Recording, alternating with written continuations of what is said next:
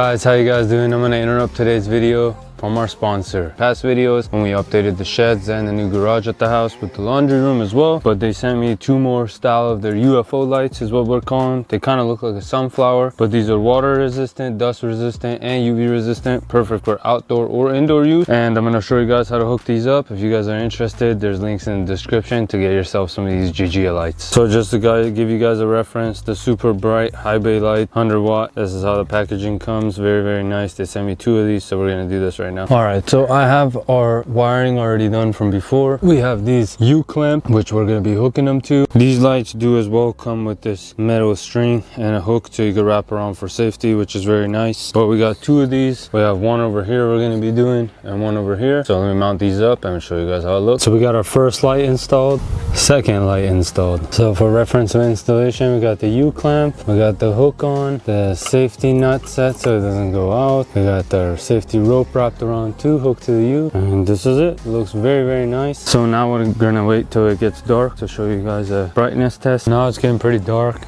time to test these lights out. So here's the JC-LGL lights.